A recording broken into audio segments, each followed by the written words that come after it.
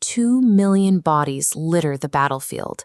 The earth is scorched, and the most powerful royal family in the world has just been eradicated. Amidst this total devastation, one man stands waiting for his own death, and he is smiling. His name is Shakuni. He is the mastermind who single-handedly engineered this bloodbath. Yet, despite orchestrating the complete annihilation of a dynasty, ancient texts record that he is rewarded with a place in heaven. How does a single person bring down an invincible global superpower without ever commanding an army? And why would any moral universe reward him for doing it? To deconstruct this flawless collapse of an empire, we have to rewind the clock. A crime this perfectly executed requires an origin of unimaginable trauma. Long before the war, the geopolitical landscape was dominated by the Kuru Empire, ruled from Hastinapur by the fierce regent Bhishma. Their military might was absolute. Far away sat the smaller, vastly weaker kingdom of Gandhara, home to Prince Shakuni and his sister Gandhari. An alliance was proposed. Gandhari would marry the Kuru prince. But there was a cosmic hitch. Astrologers declared Gandhari a Manglik, a planetary alignment believed to bring devastating bad luck to a husband. To bypass this, her family performed a standard ritual. They briefly married her to a sacrificial goat to absorb the bad omens before she wed the Kuru royal. Bhishma interpreted this standard ritual as a calculated deception, a direct political challenge to the Kuru throne's absolute authority. Bhishma decided to punish Gandhara. In this staggering imperial overreaction, the heroes of Hastinapur planted the very seeds that would ultimately tear their dynasty apart. Bhishma marched on Gandhara, capturing King Subala along with his 100 sons, and locked them away in a dark dungeon. Their daily ration for the entire family of 101 men, exactly 100 grains of rice. This mathematical diagram of execution is inescapable. If divided equally, the caloric deficit meant all 101 prisoners would slowly starve. Facing extinction, they made a horrific choice, voluntarily starving themselves, funneling their entire ration to the youngest, Shakuni. He alone would survive for revenge. As his brothers died around him, Shakuni's father realized anger fades with time. To ensure the mission survived, Badayin Hing took a heavy wooden staff and shattered his youngest son's leg. Every painful, limping step Shakuni took for the rest of his life would act as a physical alarm bell, reminding him of his vow. The man who eventually walked out of that dungeon was no longer a prince.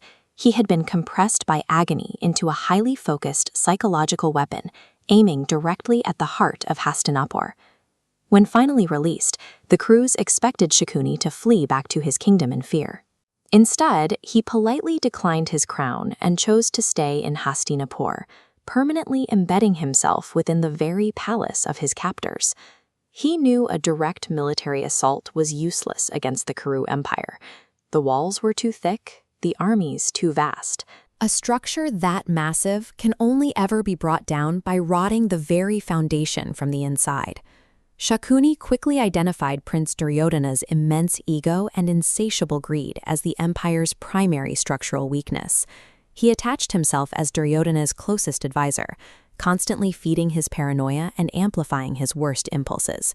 Shakuni turned his enemy's arrogance into a self-destruct mechanism, letting their internal defects finish the job. The trap finally sprang during an infamous royal dice game.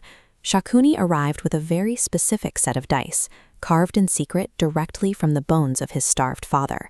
From the outside, it looked like a high-stakes gambling match for land and gold, but Shakuni had zero interest in wealth. His actual objective was to push the Kuru royals into committing an unforgivable public atrocity. Controlling the rigged dice, Shakuni manipulated Duryodhana's greed, pushing the Pandava princes to wager absolutely everything, eventually betting their wife, Draupadi.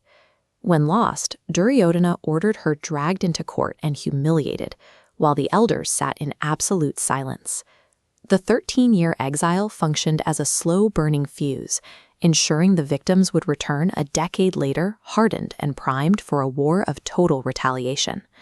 By engineering the humiliation of a woman, while the architects of the empire watched passively, Shakuni severed the Kuru dynasty from the moral authority that held it together. He knew that a kingdom without morality was already dead. The war was just the funeral. 13 years later, exactly as planned, the apocalyptic Kurukshetra war broke out. By the end of the conflict, the vast armies were decimated, and the Kuru bloodline was completely erased from the earth. Walking through the carnage of his final victory, Shakuni took the bone dice from his pocket and cast them into the river. His mission was complete. When a rival warrior finally tracked him down, Shakuni made no attempt to flee. He accepted the fatal sword strike calmly, fully aware that he had already won. The 2 million corpses rotting on that battlefield were the delayed, staggering compound interest of those 100 grains of rice. Which brings us back to the paradox. Why does a man responsible for millions of deaths achieve heaven? Shakuni's entry into heaven hinges on the strict definition of dharma, or sacred duty. He had sworn a vow to his dying father and spent every waking moment fulfilling it with total discipline, turning a horrific vengeance into a form of spiritual loyalty.